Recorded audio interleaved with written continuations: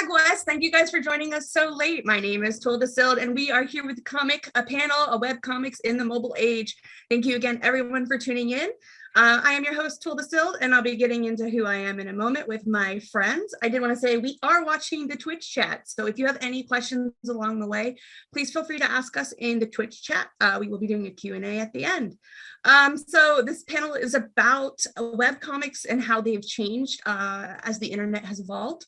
So we're going to be talking about how it used to be more so on the desktop platform, and now it is more friendly on our mobile phones. As well as that, we'll be giving you guys a look into the insight of how we make our webcomics. So let's start. If my screen share will start. So some of you guys know me. I am Twill Distilled of Wreck the System. I'm usually the girl with the crazy bow. I'm in the DC area, and I do a sci-fi fantasy comic about this little green guy over here and this little glowy girl over here. She's a space princess. He's a bounty hunter. They don't know it, but they're both after each other. What will happen? Hijinks will ensue. Next up, we've got Shannon. Hello. I'm Shannon, aka Perfect Serenade, and I also reside in the DMV area.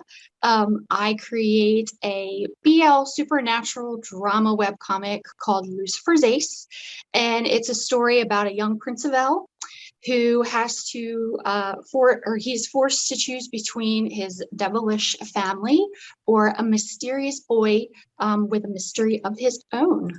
And that's me. Yay. Next up, we've got Andrea Fishy. Hi, I'm Andrea. I'm also currently in the Northern Virginia area, and I make the webcomic Damselfish in Distress. It's a chaotic comedy ocean adventure type story about an anxious fish girl that has to figure out a way to survive this worldwide killer game. And it is hilarious. Very good. It's amazing. Yeah. It's so good. All right, and next we have our friend Rotaniah. Hello, my name is Jessica. I also go by the screen name Rotaniah. I also live in the Northern Virginia area. I currently make the sci-fi fantasy comic called Star Children, which basically follows the story of a girl who rescues a fallen star. It's all about what happens when a star falls and how you have a guiding light and where is that going to guide you sort of deal. So a lot of fun there. So when I'm not drawing the comic, I mostly just do a lot of video game stuff, but yeah. Same. Yeah. Oh yeah. And then this will actually go for the next artist as well, but both Rotaniah and Sigeel have been nominated this year on the webcomic contest. I don't know the official name of that.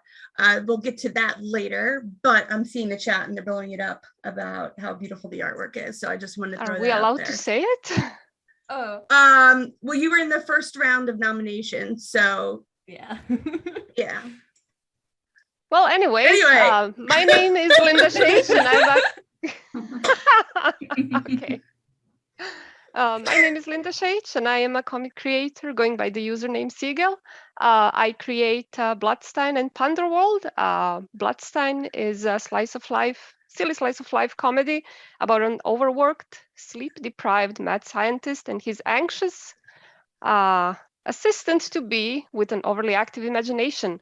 And Panderworld is a reimagining of a Greek myth about Hades and Persephone, also told in a rather comedic way.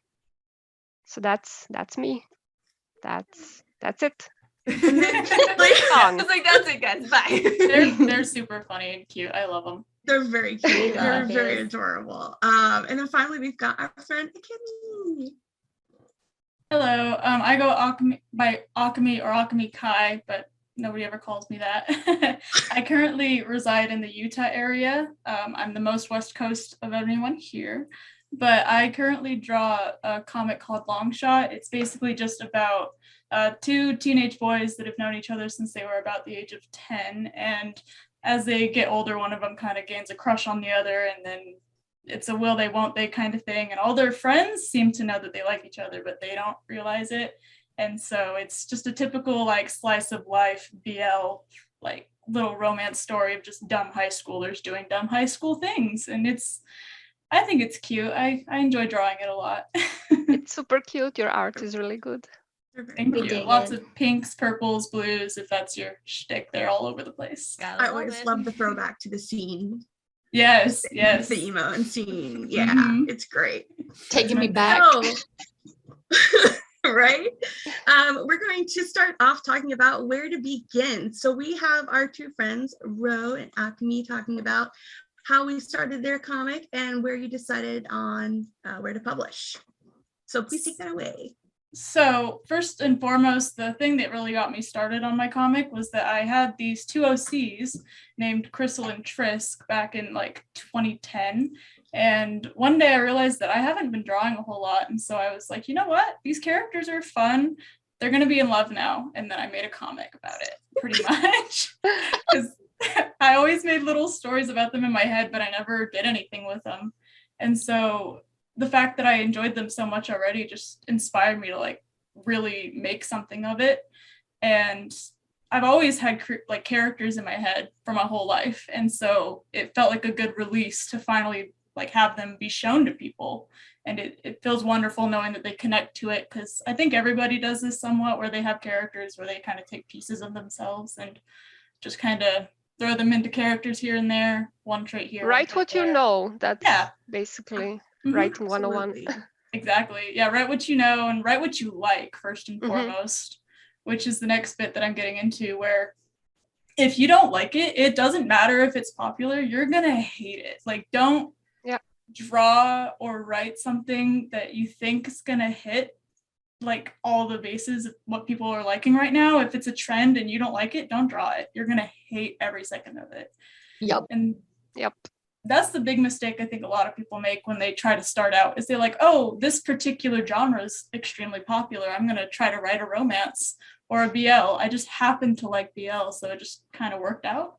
But yeah, just draw what you like is the most important thing. And never forget that. Be your biggest fan, and you'll enjoy drawing it for years to come. I'm on about, I think, year 6 now of this comic. Yeah, I've been going for a while. I think people also recognize when you're doing something with a lot of heart, and then they get attached to it. Like, yeah, that's a good point too. Yeah. They can see how much you love it through the Yeah. story that you're telling. Yeah. Yep. I've had people straight up in comments, and they'll just be like, man, I wish I had this group of friends that you drew. And I was like, oh, well, it's because I based them off of friends that I've known in real life. So that's a big compliment that you like them. And it's like they're complimenting you, because they're kind of becoming your children in a way. What about you, Rotaniah? Yeah, what about you? Yeah, so that mine kind of like segues into that really nicely. So my first thing is like finding a story that really inspires you and makes you want to continue writing it.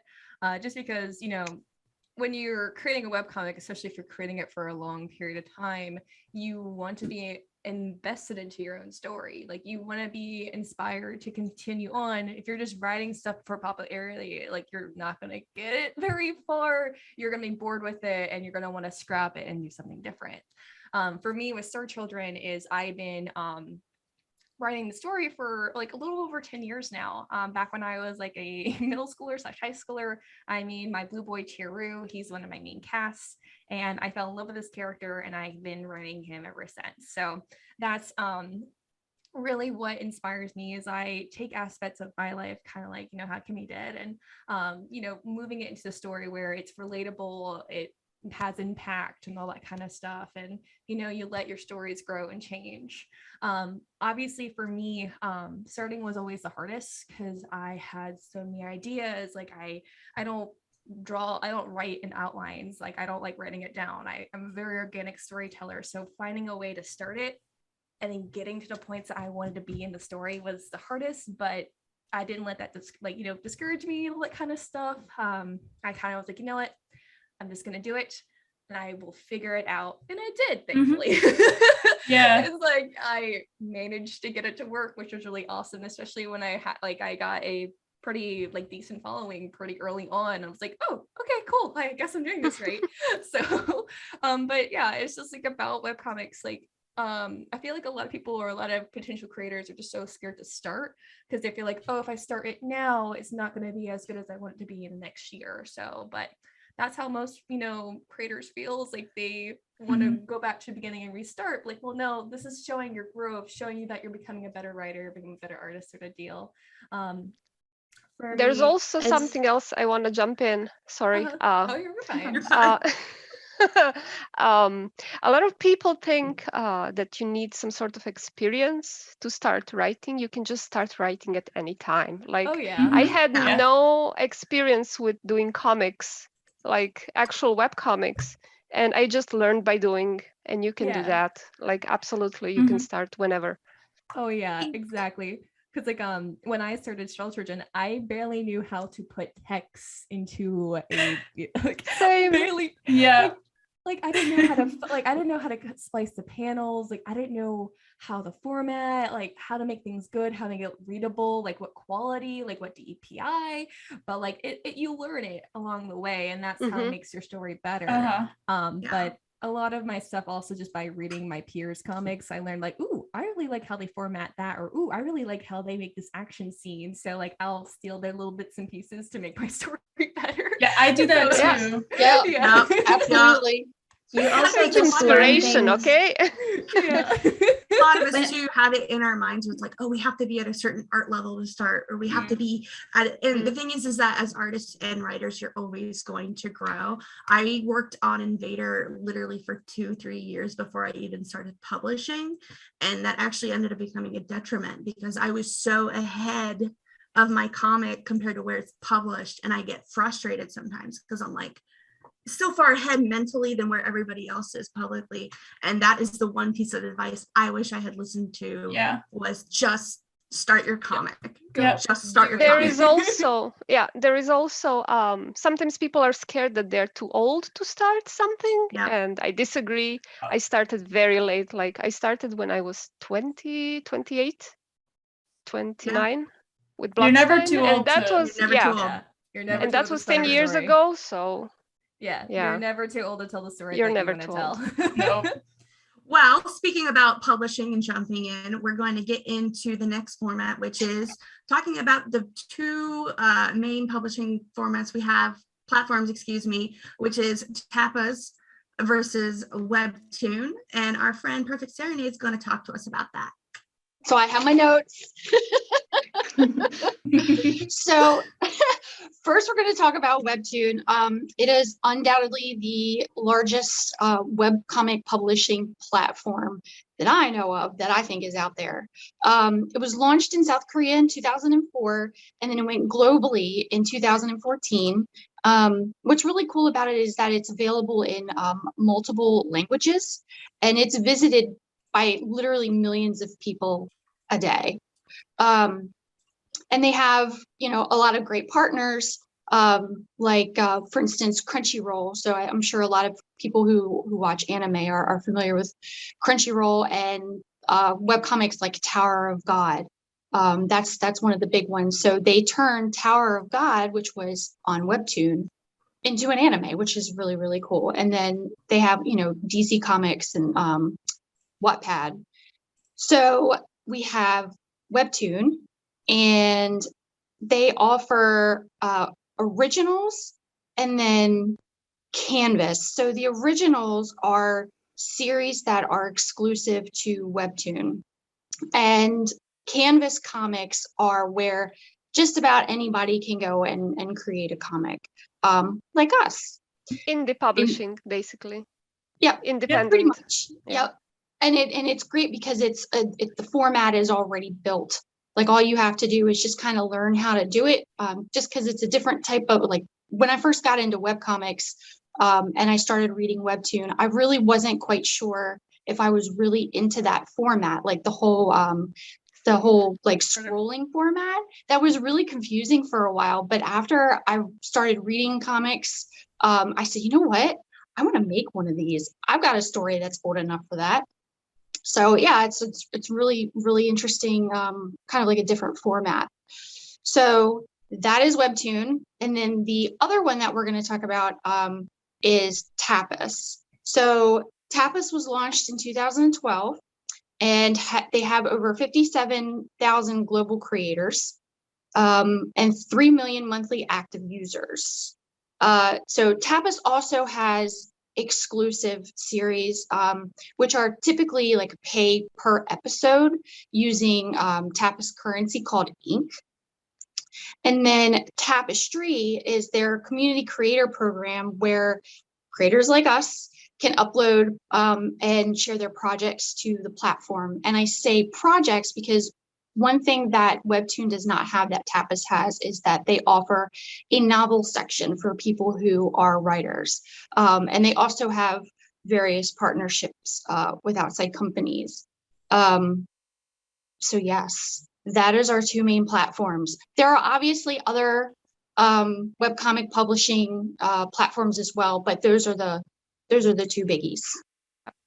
So before we get into the pros and cons, I do want to say that as an independent creator and somebody who started doing webcomics almost 20 years ago, where we literally had to either build our website or post DeviantArt, I am so grateful that platforms like Tapas and Webtoon exist because, like I said earlier, everything is already built for us. We just have to follow the guidelines.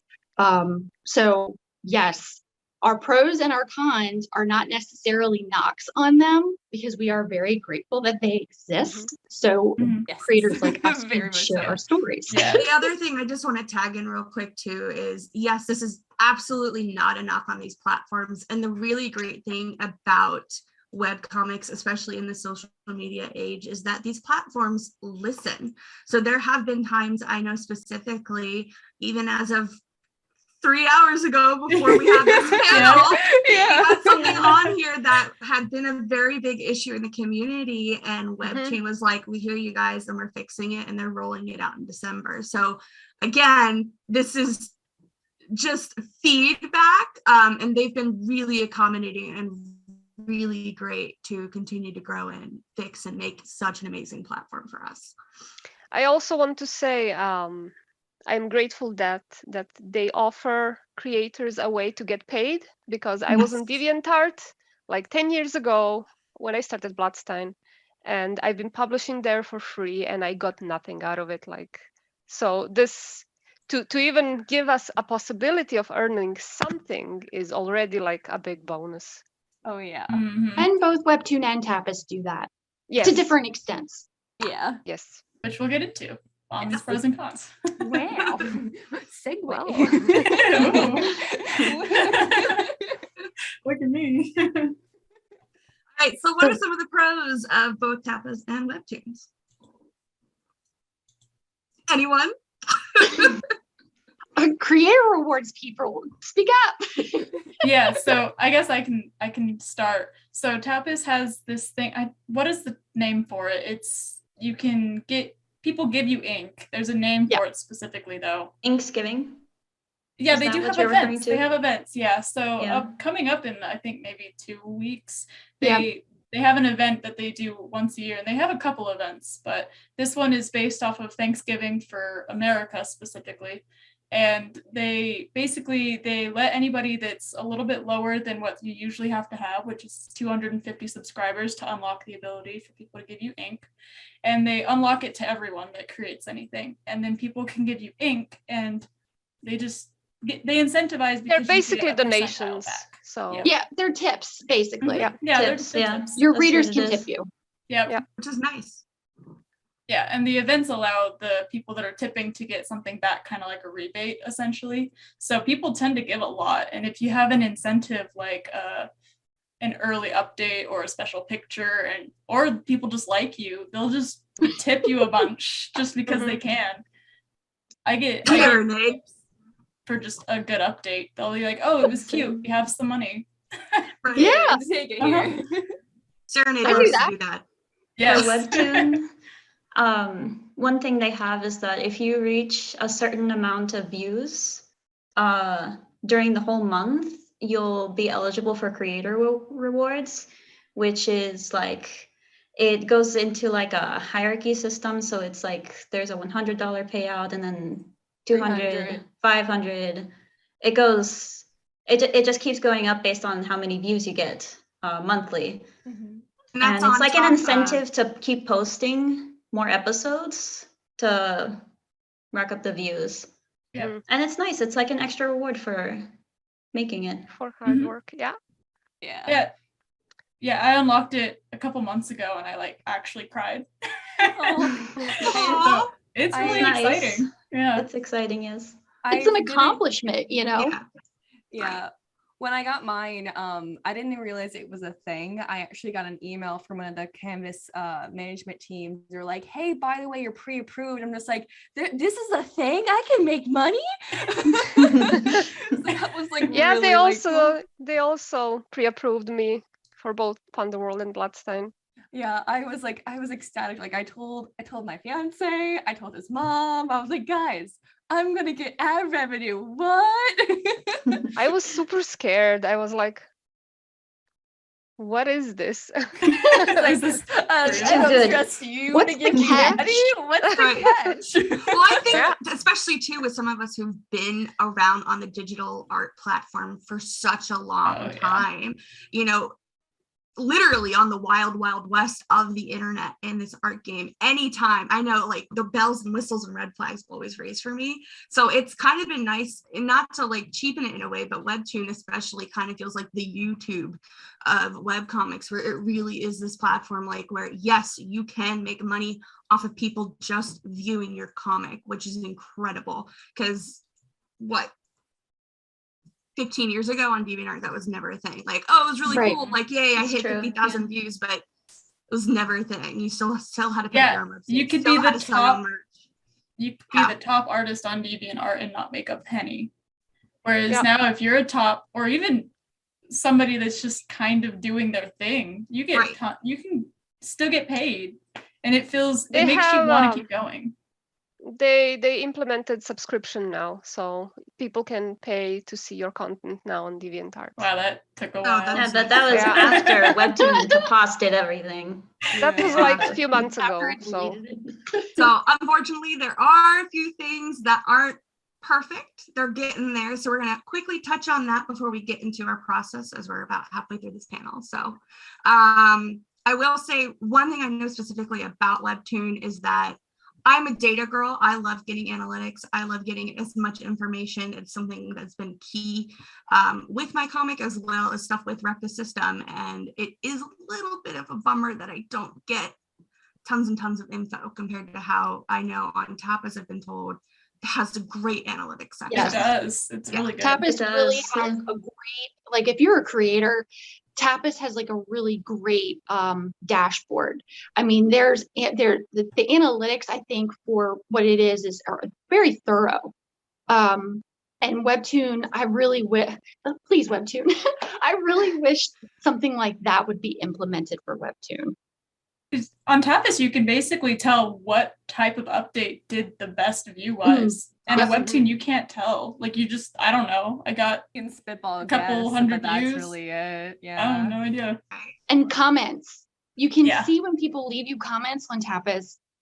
But Webtoon, come on. There actually was an indie developer who got, I think, a little annoyed. And so she developed like a plugin code where you can go and for download Chrome it. and for it was a I installed plugin. it and I was like, yo, this is amazing. Can you all please tweet about this? And they were like, this is incredible, but because it's not us, we you know, and I was just like, so I talk about that all the time too. If you are like me, who is very lazy individual and only uploads on Webtoon and not both platforms, please find this plugin. It is ace. I cannot be bothered to upload to multiple platforms. So and then did you guys want to touch on anything else, like we should talk about the announcement that we said came out a couple hours ago, because it's huge. It's it really is big. huge. Yes. Yeah. Yes. It's breaking news. We basically crossed that one out. Yeah. Yep.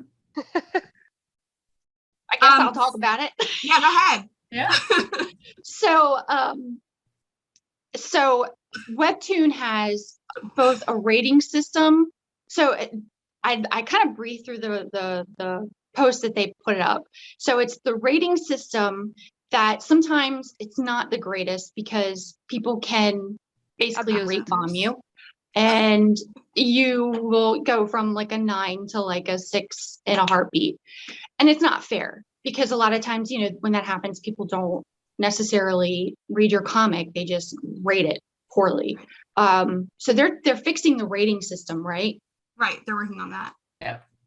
And then comments. So with Webtoon, we could not moderate comments. Like if we had a bad comment, we couldn't delete it, or something that was inappropriate, we couldn't delete it. But now they're changing that as Right. as for December. I think they're December, starting in yeah. December. Yeah. And when we say bad comment, we don't mean somebody like giving you constructive criticism or being Right. like, I dislike this comment. I mean, like, no, like hot, sexy robot bot girls, Yes. you know, on chat, you know, like, we couldn't delete that. We're like, ah.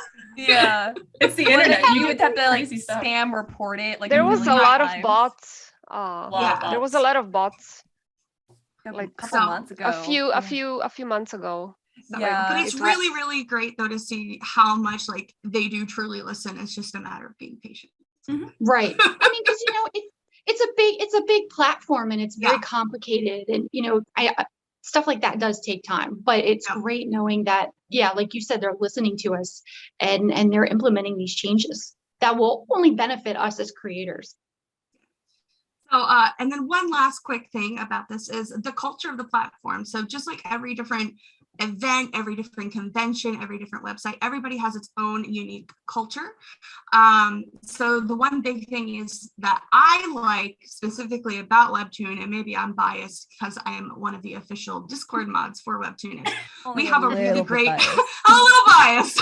little bit biased. I love that Discord. I love being on there. I love being everyone's comic aunt and keeping the chat safe and, you know, productive. And I like the fact that it is a place for creators to meet and network and talk and share, because sometimes, you know, I love my bandmates, but I cannot have a conversation with them about digital art because it just, they don't understand because they don't do it. So it's nice to talk to artists who have been there and have accidentally merged all of their art layers together after 10 hours of work, and you're crying and it's great. But the thing that's different about Tapas is Tapas launched their Discord, and it's open for both community and artists, which I think is also awesome because people who just read can talk to the artists they like, you know, and get to know the artist in a safe environment where you won't get harassed. Yes. which Right. is the most important part. Yeah. So the other thing that I think is really cool about Webtoon is they're really good with their social media engagement. Again, I might be biased because I help a little bit sometimes with campaigns, but they do a lot of campaigns where people can draw and submit, and they have different like monthly prompts. So it's a way for us to create something new. And Tapas has as well on their social media. Not social media, on their Discord. They also have events They do, yeah. they're doing. I don't And think I there's love Platforms that. do that.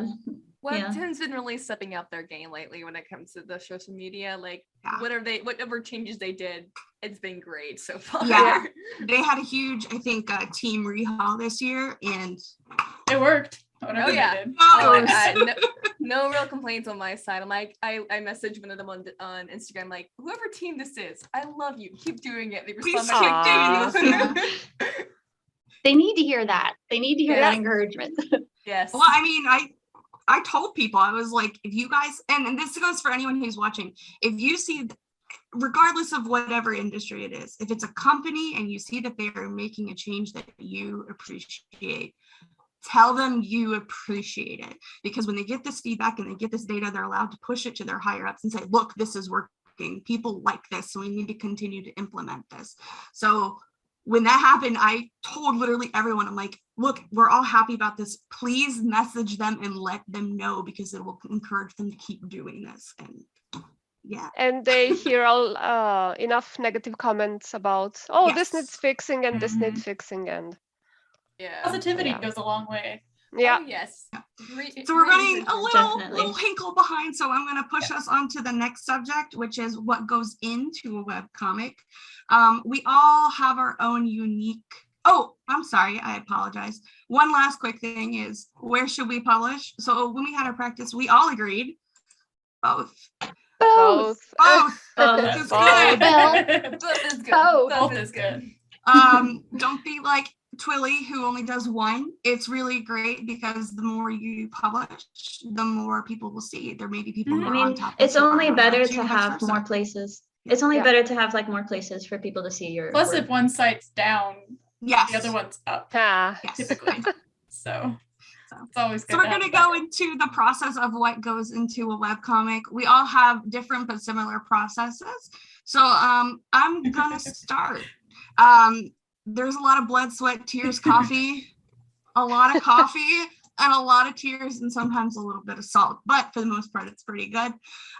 So I do a lot of what I think is the typical process. I will usually storyboard, I will outline it, I will write things out. It's not super concrete, but it gives me an idea of where I want to go. For my comic, I actually have the entire story planned out, but it's plot points. It's not a huge like script, because that would be way too much. And then what I do is I tend to do thumbnails, which is like this little rough sketch.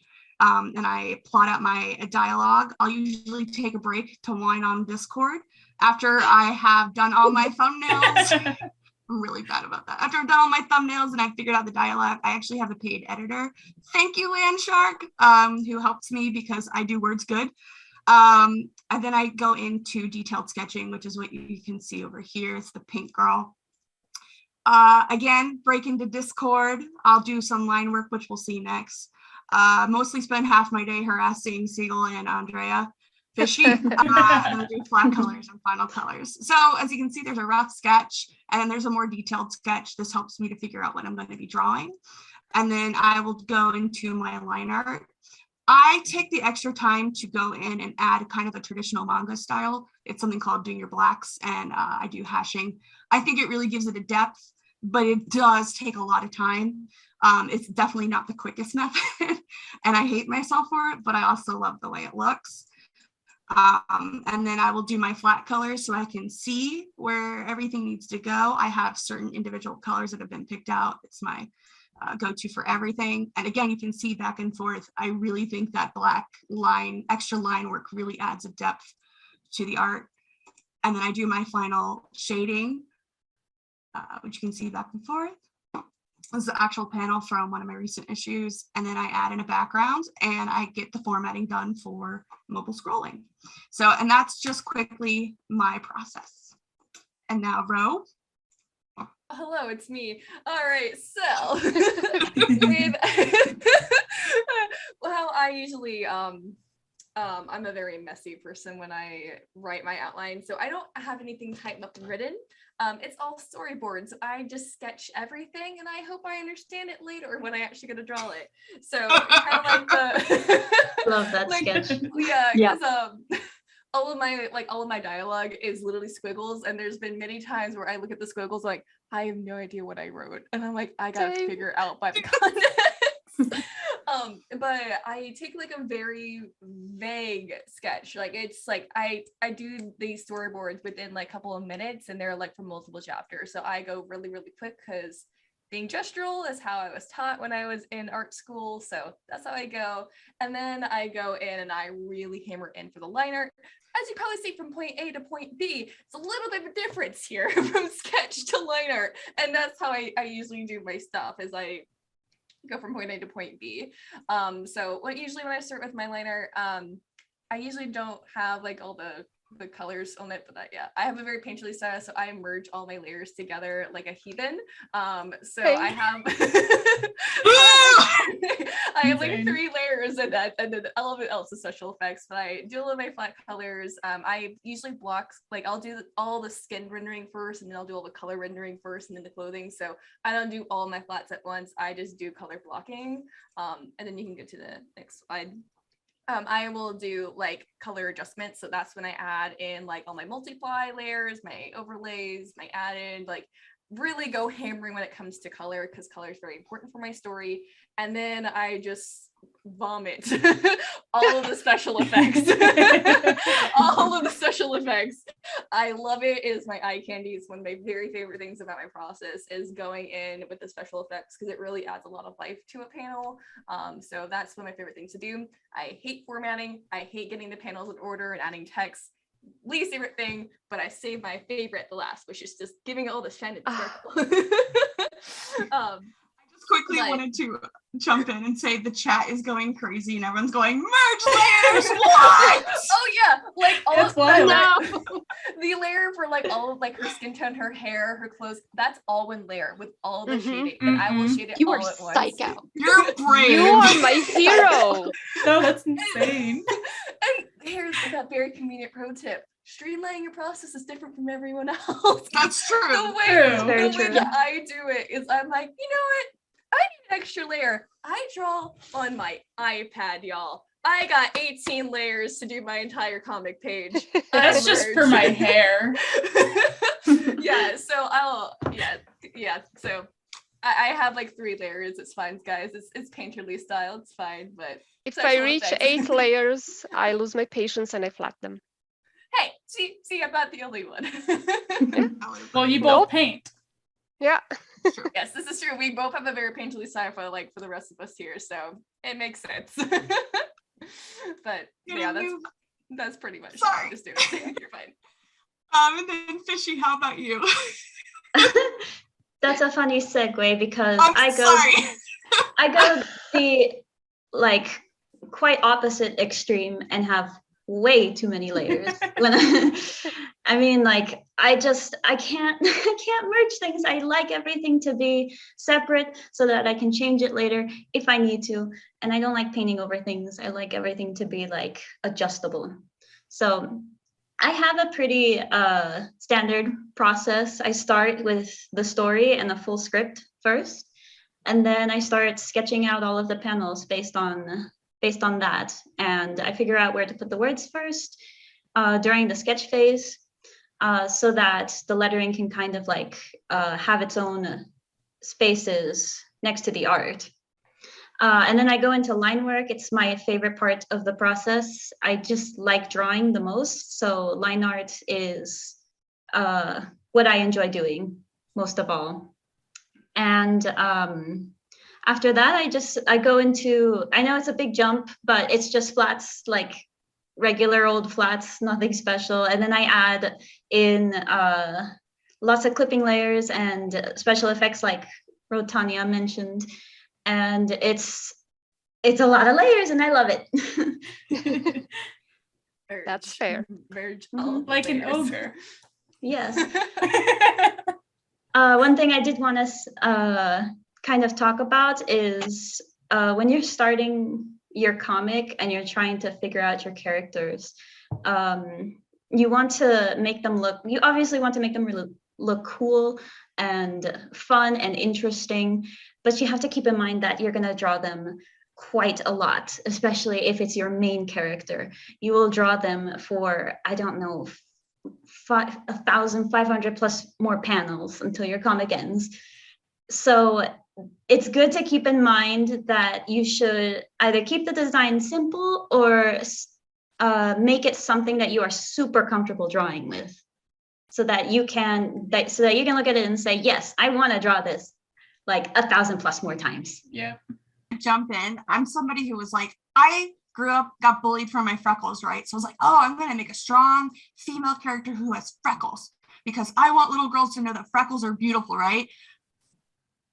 I fucking hate drawing freckles. I freaking draw them. I freaking draw Why did I all do the this? time. Just make a my brush. character, Just make a brush. I do have a brush. Mom. I do have a brush, and I still hate it because I'm like, this is an extra step in my process. Says the girl who spends Nope, the entire day totally. hashing. And then like my characters always have like streaks of different color in their hair, and it looks great, but it's such a pain in the butt to do. So very much agree with Fishy here. It is great advice. Keep it Yeah. simple, Bless your stupid. heart, Twill. I would also like to jump in. When I was designing Bloodstein characters, I overcomplicated them. And then when I switched to Panderworld, I simplified them. and I love drawing them. And then now that I returned to Bloodstein, I'm like, oh no, I have to do like, I have to put glasses, and I have to put like the stubble, and I have to put him in a lab coat, and this layer of clothes and this layer of clothes, and it's just listen to Andrea, people. It's also not like Simplify. suggesting. I'm also not like suggesting that you can't do complicated stuff. Yeah. Because some people really like doing that, and like, yeah, sure. I mean, if that's what you enjoy doing, that's perfect. That's fine. As long as you recognize, you know, they're gonna have to do this quite a lot, and you know, it's just good to be aware of that. Yeah. And that's a great segue into your next tip.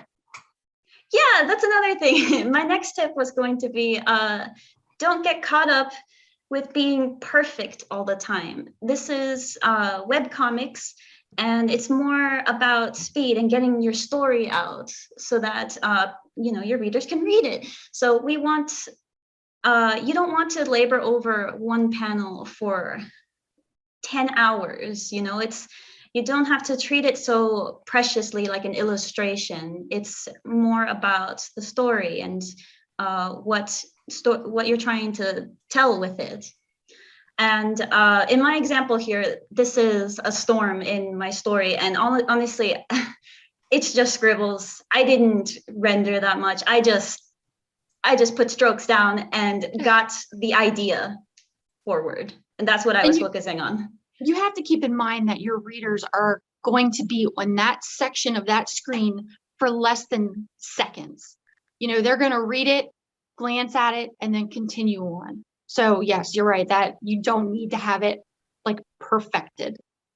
But that's okay. That's okay not to be perfect. With that said, though, if you are somebody who loves to just read webcomics, we appreciate the people who go back and admire our art. Yes. Yeah. We love you. Definitely. Serenade, what about you? All right, I'm going to make this quick because I know we're running out of time, and I know Sigeel has a lot to go through. So basically, I wrote my story 20 years ago. Everything's up here. I don't write anything. It's all up here. Literally, when I'll start off as a sketch, like a full thumbnail sketch. I'll scribble some dialogue, and I'll literally write as I go. Do I recommend that? I don't. Guilty. A little more stressful. But that's just how my process is. And it's what works for me. So I'll take that sketch, throw it into Photoshop, and I will do all my wording and all of my bubbles before I start any line art, because I think my big pro tip is that do your bubbles and do your wording first. Make sure all that fits where you want it to fit, because if you get to a point where you're doing line art and you're doing flats and you're doing color, you finish the panel and your word bubbles kind of get in the way, it's a lot easier to fix in the sketch than it is in the final art. So I'll do that, and then I'll do my line art, my flats, and then all the fancy stuff. I actually hate doing the sound effects. Absolutely hate doing them. I try to do it really quick. Can't stand them. They suck. But that's basically my process. I'm so bad with sound effects, so I felt that so hard in my The amount of soul. times we go into the Discord and be like, what does rain sound like? But Long you debate, still like, have oh no, you can say it like. So, for the most part, mine is exactly the same as everyone else. You know, you have a script of some sort. Mine is kind of similar to Serenade or Shannon, where it's mostly in my brain. I'm on year 6 at this point. I've got 12 billion different scenarios I can put in any spot that's going to work just fine as long as I hit certain points. The rest doesn't really matter. And I understand some people's aren't like that. They have to be more refined, like Twillies, because they're more like really specific storytelling. But Slice of Life is really good for the fact that you can kind of just do whatever as long as the characters are right. And then my pro tip would be that, so I like to design outfits and hairstyles a lot. It's one of my favorite things to do. I always spent a bunch of time doing it as a kid. It was like all I did when I drew. And so I took that concept and put it in my comic, because I always actually hated it when I read manga and they're reading the same uniform for 300 plus chapters. I get really tired of looking at it. And so I went out of my way to do the opposite, where I draw way too many outfits to the point where I've had them wear about 5 different outfits in like one chapter before. So if you have that where you want them to change outfits all the time, make a reference. Dear God, please make a reference. Because I did it for the first 2 chapters or so without references. I hated it. I'd always have to go back to an old panel, and then I would go back to a new panel and be like, oh, I forgot their necklace. Oh, I forgot their earring. Oh, I didn't do the pattern right. Just, they don't have to be pretty. Just grab a quick drawing of your person, throw them on like a dress-up doll. That's all you need. And it's okay if they change a little bit from the reference, because sometimes you realize a bun is not the best hairstyle for that moment. You change it. That's my pro tip. All right, Linda, take it away. Oh, okay. It's me. Hello. Hello. Basically everything that everyone already said. I am a chaotic creature, just like Akemi and like Perfect Serenade. I do a basic outline with my story, where I will write out the story in like footnotes, and then I will just do episodes on the fly based on what each footnote said that has to happen. So basically, that gives me a lot of freedom to play with the characters, while still keeping on topic for each episode. Next, I add text. Oh, actually, no, go back. Sorry. So next, I basically add text to my sketch as I'm sketching, and I add balloons right away, and then I give it to Stjepan, my husband, who is also a comic artist and a very famous one. He will read it, and then he will tell me if anything is wrong with it, if he understood everything. And once everything is fine, like he's basically like my editor, and I read his stuff too, so we're kind of both in it. So once he gives it back to me, I can go and do the art stuff, where I just do the line art and flats and backgrounds, and then goes the shading and the effects. And that's basically it. Next one, I do things a little differently from everybody else. I don't go into the webcomic format right away. I do it in a comic format.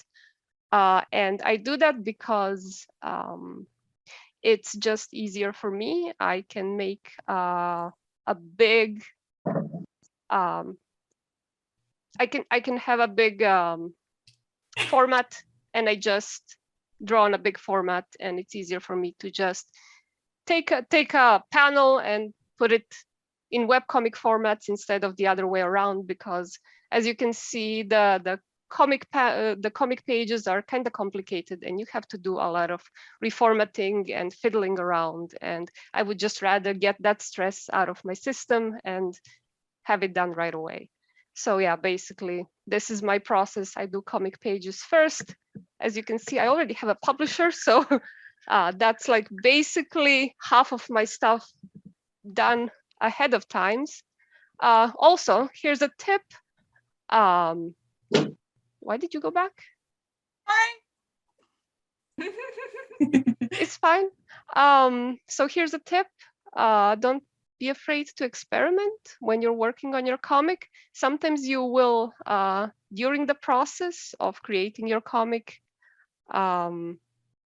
you will find a better idea. So don't be afraid to redraw something or like assemble or add more panels if it's going to help your story flow better. Like in this case specifically, I basically redrew a whole panel and added like 3 more on the upper one, and on the lower one I added a whole background so that I can show like the whole people behind. And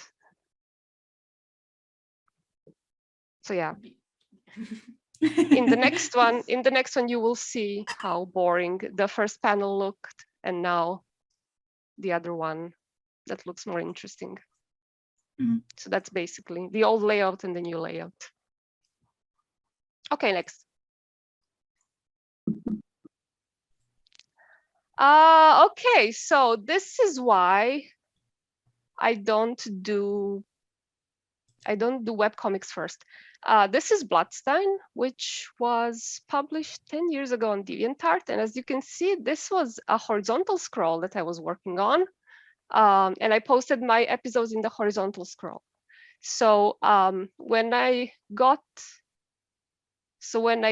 the okay to publish this comic, I had to do a lot of reformatting, and it was hell, basically. But the way I did it, I did learn a lot of it, so I'm not regretting the things that I've learned, but it was a lot of pain.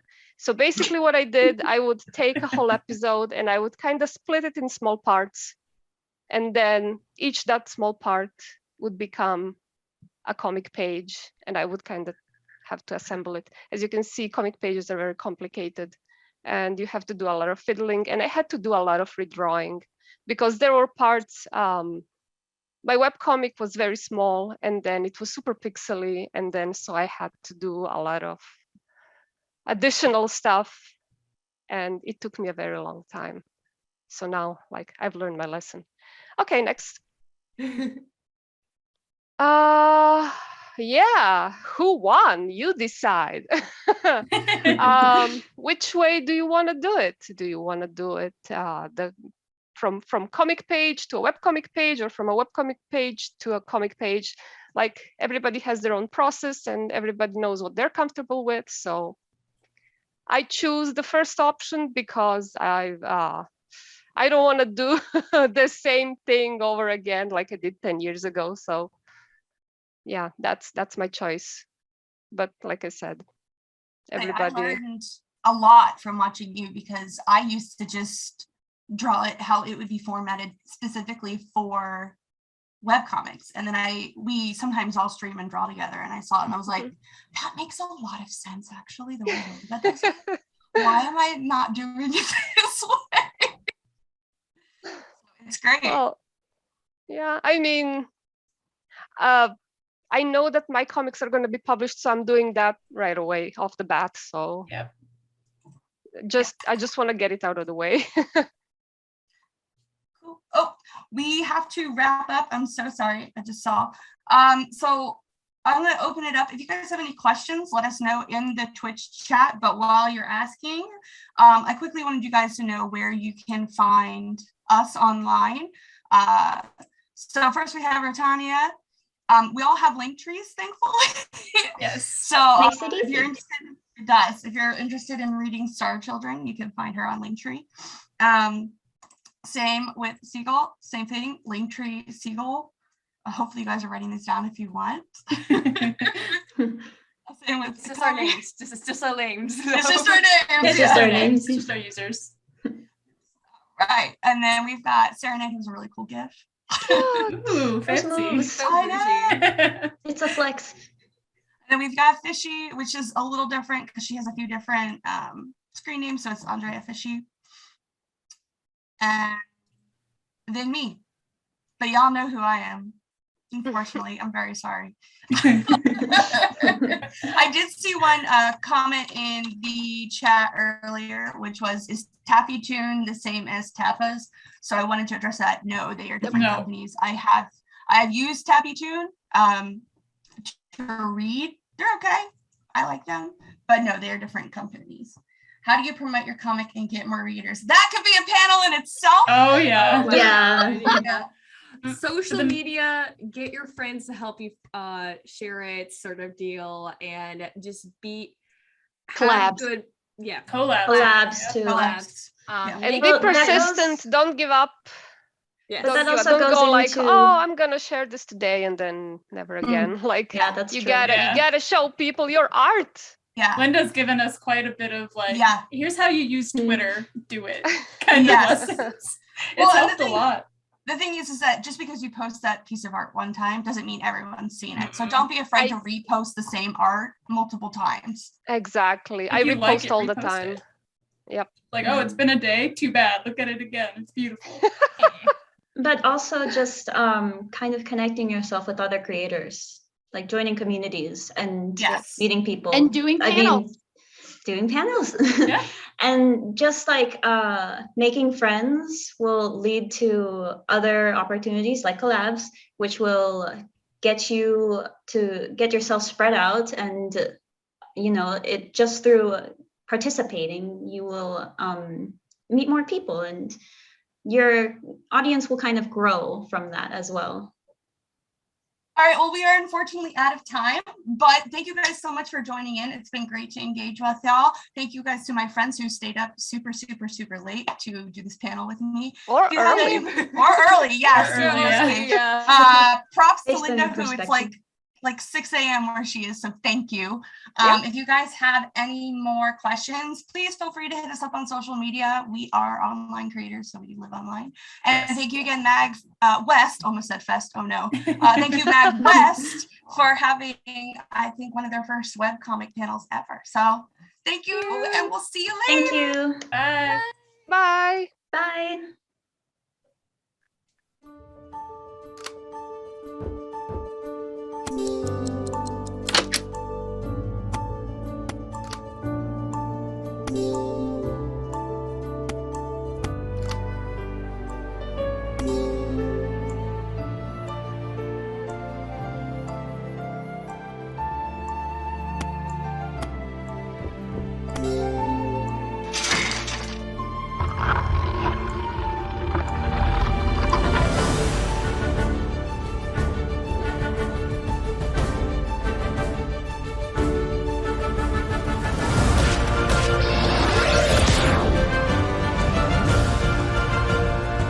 Oh, I get it.